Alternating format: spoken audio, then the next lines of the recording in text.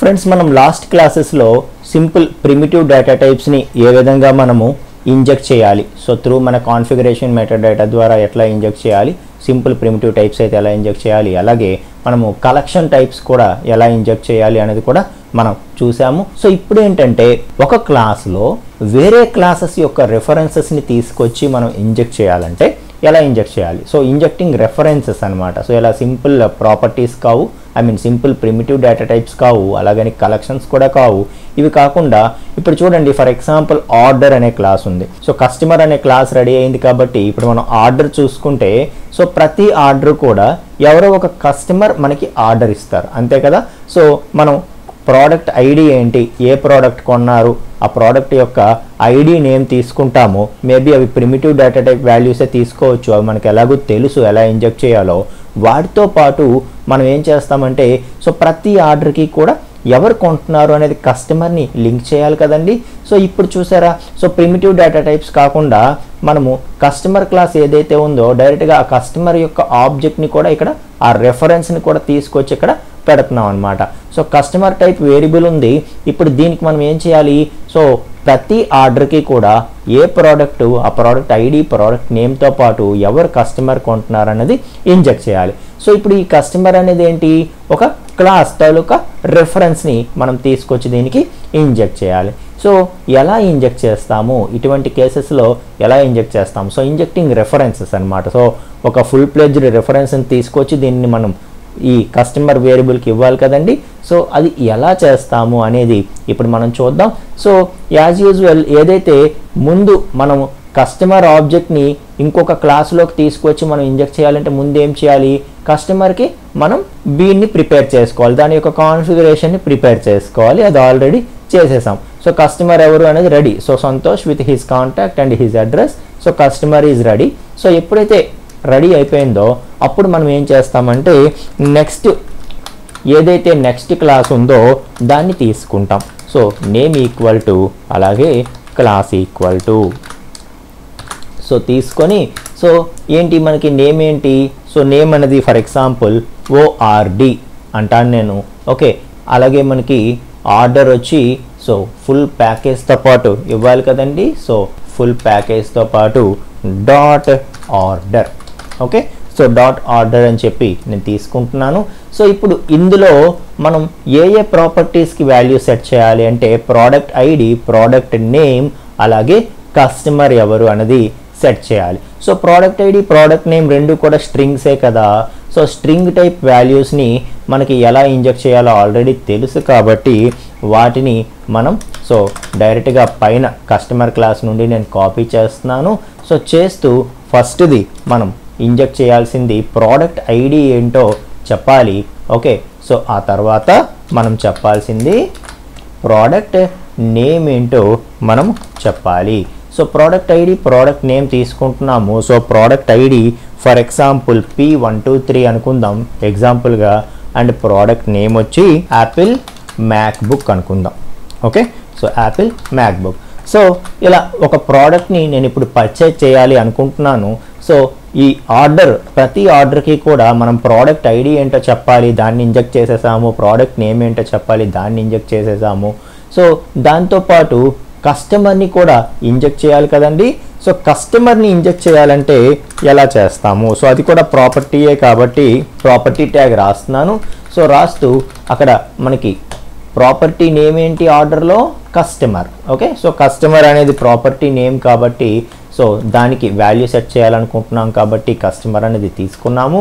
అయితే value set చేసేటప్పుడు ఇక్కడ డైరెక్ట్గా పైన ప్రిమిటివ్ వాల్యూస్కి ఇచ్చినట్టుగా వాల్యూ కాదు కదా, ఇప్పుడు మనం రెఫరెన్స్ ఇవ్వాలి కాబట్టి సో ఏదైతే ఈ కస్టమర్ అనేది ఉందో ఆర్డర్లో కస్టమర్ అనేది ఉందో అది ఫుల్ ప్లెడ్జ్డ్ కస్టమర్ ఆబ్జెక్ట్ పైన ఏదైతే మనం ఇంజెక్ట్ చేసి రెడీ అయిందో దాన్ని ఇక్కడ ఇంజెక్ట్ చేయాలి. సో పైన ఎవరైతే కస్టమర్ అనే బీన్ ఆల్రెడీ ఆ కాన్ఫిగరేషన్ రెడీ అయ్యిందో ఆ ఫుల్ ప్లెడ్జ్డ్ రెఫరెన్స్ని తీసుకొచ్చి ఇక్కడ మనం పెట్టాలి కాబట్టి సింపుల్ వాల్యూ కాదు కాబట్టి మనం ఏం చేస్తామంటే వాల్యూ ట్యాగ్కి బదులుగా మనము ఇక్కడ రెఫరెన్స్ని యూజ్ చేస్తాము. సో రెఫరెన్స్ని యూజ్ చేసి మనం ఎలా చెప్తామంటే బీన్ అనే ఒక అట్రిబ్యూట్ ద్వారా మనం చెప్తామన్నమాట. సో ఈ కస్టమర్ అనే ప్రాపర్టీ ఏదైతే ఉందో, ఆర్డర్లో కస్టమర్ అనే ప్రాపర్టీ ఏదైతే ఉందో, సో ఆ కస్టమర్ అనే ప్రాపర్టీ రెడీగా ఉంది, నేను ఆల్రెడీ దాన్ని కాన్ఫిగర్ చేసి పెట్టాను,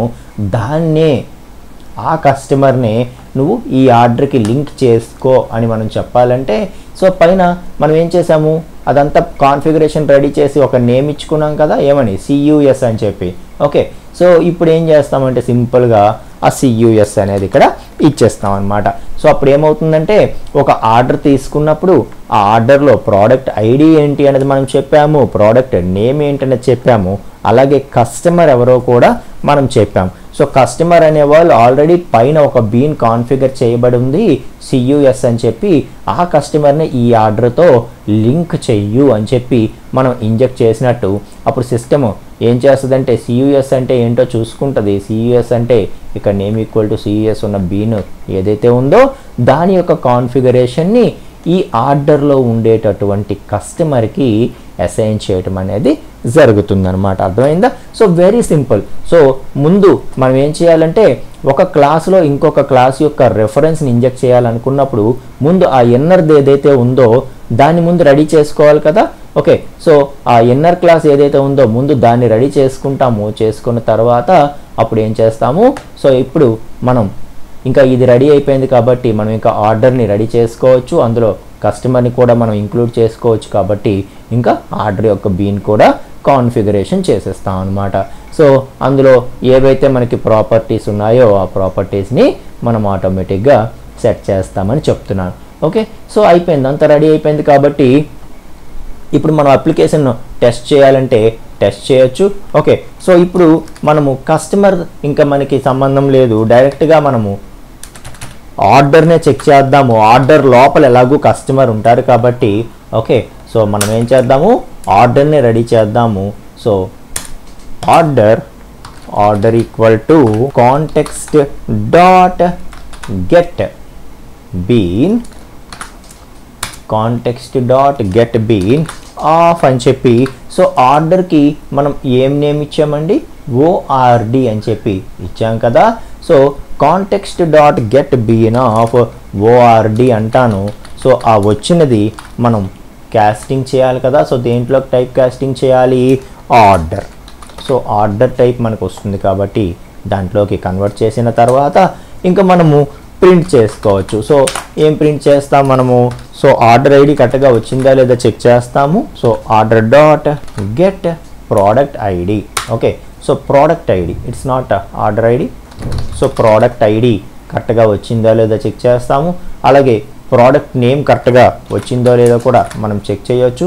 సో ప్రోడక్ట్ నేమ్ కూడా మనము అది కరెక్ట్గా వచ్చిందో లేదో చెక్ చేయొచ్చు. సో గెట్ ప్రోడక్ట్ నేమ్ అంటాము. ఓకే, సో ఫస్ట్ ఇది చెక్ చేద్దాము. చేసిన తర్వాత ఇప్పుడు ఆర్డర్లో ఉండే కస్టమర్ డీటెయిల్స్ కూడా మనం ప్రింట్ చేసి చూద్దాం. Okay, so run as Java application అంటాము అని. సో చూడండి, ఏవైతే product ID P123 Apple MacBook అని చెప్పి ఏదైతే ఆర్డర్ క్లాస్కి ఇక్కడ కాన్ఫిగర్ చేసామో ఆ రెండు వచ్చేసాయి. ఇంకా ఏదైతే CUS అనేసి చెప్పి ఈ ఆర్డర్కి పైనుండే కస్టమర్ని లింక్ చేసామో ఆ యొక్క డీటెయిల్స్ కూడా ప్రింట్ చేసే ప్రయత్నం చేద్దాము. సో అది కూడా చూడండి. సో పర్టికులర్ ఆర్డర్కి కస్టమర్ ఎవరు, సో కస్టమర్ నేమ్ ఏంటి అనేది చెక్ చేయాలంటే సో ఫస్ట్ మనం ఏం చేయాలంటే ఆర్డర్ లోపల, ఓకే, సో మనం ఏం చేసాము, ఆర్డర్ అనే బీన్ లోపల కస్టమర్ అనే రిఫరెన్స్ని ఇంజెక్ట్ చేసాం. కాబట్టి ముందు మనం ఏం చేయాలంటే ఆర్డర్ డాట్ గెట్ కస్టమర్ అనాలి. ఓకే, సో అంటే కస్టమర్ వస్తాడు, ఆర్డర్ డాట్ గెట్ కస్టమర్ అంటే కస్టమర్ వస్తారు, వచ్చినప్పుడు డాట్ గెట్ అని చెప్పి నేమ్ అంటాం. సో ఆర్డర్లో ఉండేటటువంటి గెట్ కస్టమర్ అంటే కస్టమర్, ఆర్డర్లో ఉండేటటువంటి కస్టమర్ యొక్క నేమ్ అని చెప్పి మనం రిక్వెస్ట్ చేసామనుకోండి, అప్పుడు ఆటోమేటిక్గా అది కూడా మనకి రావడం అనేది జరుగుతుందన్నమాట. So run as Java application చేస్తే మనకి కస్టమర్ నేమ్ అనేది సంతోష్ వచ్చింది. సో చూసారా, ఇప్పుడు ఆర్డర్ అనే యొక్క బీన్లో ఇందులో మనం ఎక్కడ సంతోషం రాయలేదు. ఓకే, కానీ ఎలా వచ్చింది, మనం ఏం చేసాము, పైన ఆల్రెడీ ఒక ఫుల్ ప్లెడ్జ్డ్ కస్టమర్ బీన్ని కాన్ఫిగర్ చేసి సో దాన్ని ఇక్కడ మనం ఇంజెక్ట్ చేయడం వల్ల ఏమైందంటే ఆర్డర్లో ఈ కస్టమర్ అనే వాళ్ళు వచ్చి ఇక్కడ ఇంజెక్ట్ అవ్వడం జరిగింది కాబట్టి ఆర్డర్లో ఉండే కస్టమర్ యొక్క నేమ్ అనగానే మనకి ఆటోమేటిక్గా సో ఏదైతే మనం ఆల్రెడీ పైన కస్టమర్ని కాన్ఫిగర్ చేసి ఉంచామో ఆ సంతోష్ అనేది రావటం జరిగింది. ఇవన్నీ కూడా మనం ఇప్పుడు అడ్వాన్స్డ్లో ఏదైతే స్ప్రింగ్ బూట్ ప్రోగ్రామింగ్ రన్ అవుతుందో దాంట్లో ఇవేమీ కూడా మనం ఇంజెక్ట్ చేయడం ఇవేమీ ఉండదు. కాకపోతే సో ఇనీషియల్ డేస్లో ఎట్లా ఉండేది, ఆ తర్వాత ఎవాల్యుయేషన్స్ ఎట్లా వచ్చినాయి అన్నది మనం కరెక్ట్గా తెలుసుకుంటే స్ప్రింగ్ బూట్ అనేది మనకి పర్ఫెక్ట్గా మైండ్కి ఎక్కుతుంది. కాబట్టి సో ప్రతిదీ టచ్ చేసుకొని వెళ్తున్నాం అనమాట. సో ఇక నుండి ఈ కోర్స్ ఫాస్ట్ స్టెప్ అవుతుంది. మనము వీలైనంత త్వరగా ఈ బేసిక్ అంటే ప్రతిదీ టచ్ అయిన ఇంకా స్ప్రింగ్ బూట్కి ఏవైతే బేసిక్ నాలెడ్జ్ అవసరమో అవి చెప్పుకుంటూ స్ప్రింగ్ బూట్ అండ్ హైబర్నేట్ మనం నేర్చుకుందాము. ఓకేనా? సో ఈలోపు మీరు ఏం చేస్తారంటే ప్రతి ప్రోగ్రామ్ని కూడా ప్రాక్టీస్ చేయండి. 1-2 సార్లు ప్రాక్టీస్ చేస్తేనే మీకు అది అర్థం అవుతుంది అని చెప్తున్నాను. సో మొత్తానికి మనము సెటర్ ఇంజెక్షన్లో సింపుల్ ప్రాపర్టీస్ని ఎట్లా ఇంజెక్ట్ చేయాలి, కలెక్షన్స్ని ఎట్లా ఇంజెక్ట్ చేయాలి, అలాగే రెఫరెన్స్ టైప్ వేరియబుల్స్ని ఎట్లా ఇంజెక్ట్ చేయాలి, ఇవన్నీ కూడా మనం హ్యాపీగా నేర్చుకోవటం జరిగింది. ఓకేనా? సో నెక్స్ట్ క్లాస్లో ఇంకొక కాన్సెప్ట్తో కలుద్దాం ఫ్రెండ్స్. Thank you.